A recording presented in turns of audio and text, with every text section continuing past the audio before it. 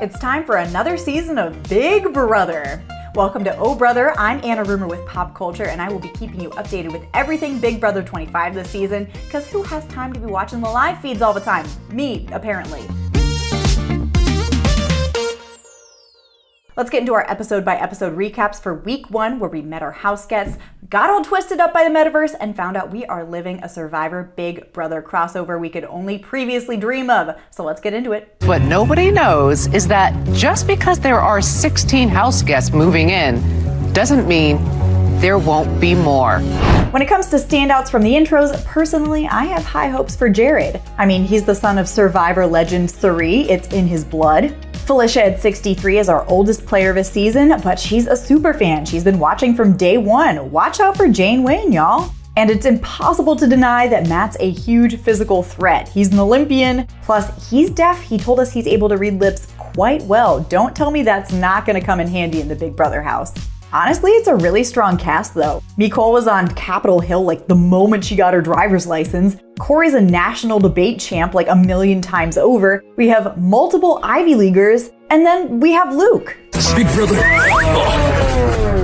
We love you, Luke, at least for now. With the house guests ready to move in, Julie disclosed there was a break-in in the Big Brother house a few nights ago that completely changed the game. This is that Time Laser segment with Frankie, Brittany, and Danielle that came out a few days before the premiere.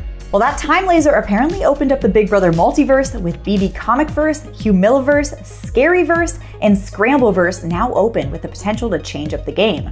Okay, with all that, we finally get some gameplay, with the house guests competing in groups of 4 in each of the universes for a nomination competition. You come in last in your group and you're up for eviction. Talk about high stakes right off the bat. Now in the Scrambleverse, it was a mad puzzle scramble, and our finishers were America, Bowie Jane, and Nicole, leaving Jared as our first nominee. In the 𝐿 the house guests had to use this machine to kick themselves in the butt with a boot 100 times. This show is so unserious. Matt walks away with the win with 𝐿𝐴𝐶 right after and Blue in third, leaving Kirsten as our second nominee. Over in the Comicverse, the players had to avoid being bombed by goo by connecting the correct wires to a goobot faster than everyone else, and it was Jag, Izzy, and Cameron to finish, leaving Felicia in last as our third nominee. No, Felicia! That left our fourth and final competition in the Scaryverse, and miss me with this challenge. Our players had to hold on tight to prevent monster hands from dragging them into the nether region. Julie's words, not mine. And while all 4 were pretty dang impressive with this, Corey did eventually let go to become our fourth nominee, and I'm not sure when we get to see him again. I'm dead. Someone's disappeared, there are multiverses, you might think we're done with twists for the premiere, but you're wrong.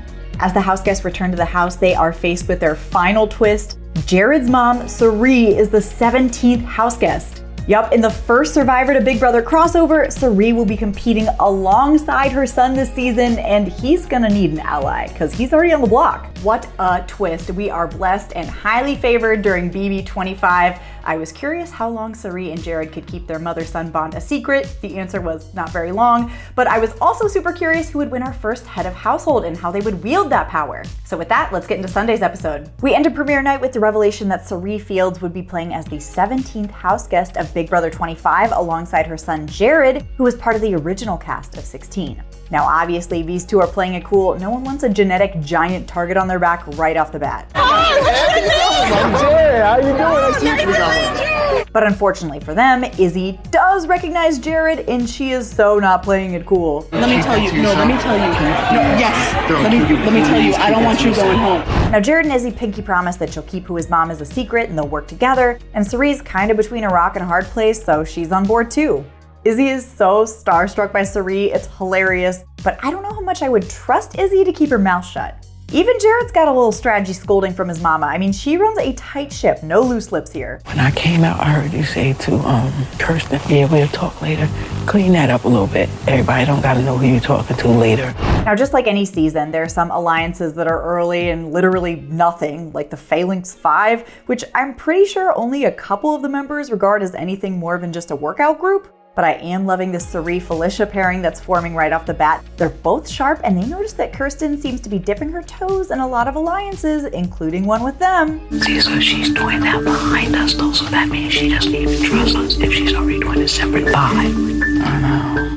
Now obviously that's not uncommon, but when you're doing that, you have to make sure that no one else knows that you're doing that. That's where Kirsten is running into trouble. Oh, also, Corey's back from the nether region. Again, Big Brother's term, not mine. And he comes with a message hinting that the next person to get pulled in there isn't gonna be so lucky. Next week, one of you won't be so lucky. I'm guessing that means they'll be pulled from the game for a longer period, but I don't know. The Scaryverse is indeed living up to its name. And so is the 𝐒𝐿𝐴verse, because we have our first 4 have-nots of the season: Jared, Corey, Luke, and 𝐒𝐲𝐻. They all volunteer. With that, it's time for our first head of household competition, with this first HOH tasked with saving 2 of the 4 nominees put up during the premiere: Jared, Nicole, Corey, and Felicia. It's a classic Big Brother balance beam competition, and Riley kills it to become the first HOH. Although, to be fair, a lot of people were throwing this comp. I don't want to win the first HOH, no freaking way. Jared and 𝐶𝐸 immediately get to work on Riley to get Jared off the block, which led to this hilarious conversation between his mom and someone who didn't know it was his mom. Jared is a really good person. He seems so respectful and mannerable, and I would say to my kids, hang out with this guy, he's a good kid. Fortunately for almost everyone on the block, Kirsten's messy gameplay makes her an easy target right off the bat, and Riley decides to take Jared and Corey off to leave Felicia up as a pawn to ensure the #1 target goes home. I feel betrayed. It looked like Riley's HOH was going exactly to plan when it came to getting out Kirsten, but with the 2 sides of the house solidifying against each other day after day, could the power of veto throw a wrench in things? And speaking of a wrench, Luke is removed from the house. We're gonna get more of that next episode, but we at least mention it in live feeds. Let's get Luke over with. Thankfully, he's barely been a part of any gameplay so far because he just casually dropped the N-word while talking to Jared, Corey, and 𝐒𝐲𝐻. And while he kind of just laughed and tried to play it off, it's 2023 in the Big Brother house. That's not gonna fly. CBS issued a statement saying that Luke violated the Big Brother Code of Conduct, which includes a zero-tolerance policy for using racial slurs, and they said it's all gonna be addressed in Thursday's show, so get ready for that. At least this isn't like last season with Kyle, where everyone kind of had to stop their game. The players affected had to educate Kyle on why what he did was wrong. Luke is gone. Let's play Big Brother. Wednesday's episode kicked off after the nomination ceremony, where Riley removed Corey and Jared from the block, leaving up Felicia as her pawn and Kirsten as her target. I just have a hard time in general with bold-faced liars. And I swear to God, Felicia better not be going home, because she is Big Brother gold. Oh my God. Are you okay? The only person who wants Felicia gone is the person in charge of her mic packs. Our first real alliances are starting to form too. Cameron, Blue, Jag, Matt, and Riley are all sleeping in the Scaryverse room together already. Why not make it official as the Handful? Get it? There are 5 of them. Not a bad alliance name on a scale from grateful to Chilltown. These 5 are a little too chummy though. Miss Felicia clocks them immediately. My red flags are up, my eyebrows are raised. Felicia brings her concerns about the Handful to Bowie Jane, 𝐶𝐸, Nicole, and 𝐿ZZY, and in retaliation, they create their own alliance. Bye-bye, bitches. It's here the Handful makes a move that I think could cost them the game. In order to run the house, Riley suggests bringing in Corey, America, and Jared. You know, Jared, whose mom 𝐶𝐸 is on the other alliance. Naturally, he tells his mom everything, and while she's a little nervous she was left out of this majority group, she's got the most trustworthy spy of all. She and Jared are gonna be feeding each other info this whole time. I love this already. I get a kiss real quick. I love you so much. Love you too, man. Then it's time to draw for the veto, and in addition to the HOH and nominees, we have 𝐒𝐲𝐻, Blue, and Cameron playing. And despite Kirsten's pep talk to the camera, And I won't give up. Blood, sweat, and tears. it's 𝐒𝐲𝐻 who seems to be the most motivated by 𝐶𝐸, just, letting him know, hey, there's a big 8-person alliance, and they didn't ask you to be a part of it. Cut to 𝐒𝐲𝐻 demolishing this atomic wedgie 𝐒𝐿𝐴verse comp, where he stacks 35 flower pieces on top of one another first, all while getting a periodic butt floss from the Big Brother house. On top of that, to be getting pulled up by my drawers, that's a whole lot to manage. At the veto ceremony, 𝐒𝐲𝐻 chooses not to use the veto, telling Felicia and Kirsten that he loves both of them, so he's not going to choose which one of them to save. 𝐒𝐲𝐻 also tells us that after coming in second in the first 2 comps and winning a veto, he doesn't need to put any more of a target on his back than there already is. Smart move. And neither Felicia nor Kirsten are upset with him. He didn't promise anything to either of them. Thursday night is supposed to be the first eviction. Here's where I have questions.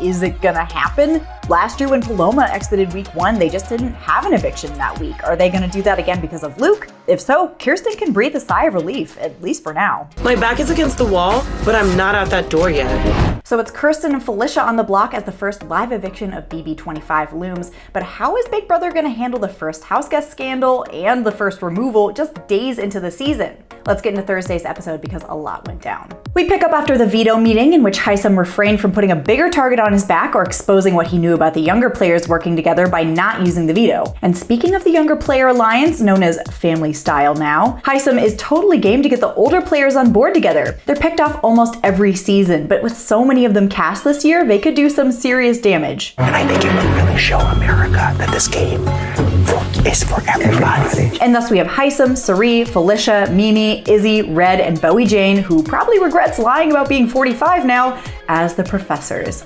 Taking the kids to school. Let's go.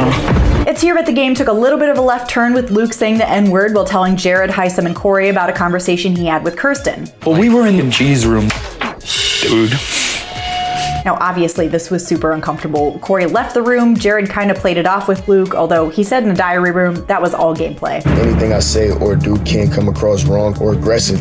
Luke then gets the call to the diary room from whence he will never return, and Riley gets a note to read to everyone that explains why he was removed from the house for using a racial slur. Now, everyone is pretty confused what happened, so Corey explains what he saw earlier, but Jared jumps in because he wasn't sure it was Corey's place to make it a family conversation with everyone. I don't associate ignorance with malice. Okay, that's dealt with. Let's get back to the game because Riley is feeling the heat as HOH. I bet she would get a little bit more now why so many people throw that first comp, because she has not one but two uncomfy situations in which Red and Izzy pretty much nail right on the head who she's working with. Maybe cut the bull. We all know what's up. I have to admit, I laughed at Izzy saying this, but Cirie is rightfully concerned that the one person who knows who her son is walking around exposing way too much of what she knows in these chats. There's gonna be a time where I'm gonna have to be like, Izzy, like, stop. Enough is enough already. Then it's time for our first eviction ceremony, and unfortunately, the writing's been on the wall from the beginning. Kirsten started gaming hard like 36 hours too soon. She just made herself a super easy target for everyone else. She's voted out unanimously 13-0. And then she has this iconic moment with Julie after her goodbye messages. I feel like there were more people in the house. Yeah, we can't show everything on goodbye. Julie even dashed our hopes for a battle back comp because she tells Kirsten all about the Cirie Jared thing. And we learn that Jared apparently cannot keep his mouth shut when it comes to dropping clues. And someone said, oh, that's Miss Cirie's son's name. Jared, there is a reason your mom keeps telling you to stop talking so much literally every time she sees you. I'm curious to see if anyone else clocked him yet. We'll find that out and our new HOH Sunday, as well as where everyone's gone. With Luke and Kirsten gone, it's Family Style versus the professors. Or is that the handful versus the bye-bye bitches? We're gonna have to see who's really pulling the strings as we move forward this season and who our next HOH is. Plus, did Jared really blow his and Cirie's secret? We're gonna have to wait to find out. Okay, what'd you think of Big Brother 25's first week? I know there were some bumps in the road there, but I think there's some really interesting dynamics developing. I'm not gonna lie, I would love an old versus young season. That would be really fun. You know we're gonna be covering it in depth all season here on Oh Brother, so tune in every week for your rapid fire recap. Signing off from way outside the Big Brother house, I'm Anna Rumer with Pop Culture, and this is Oh Brother.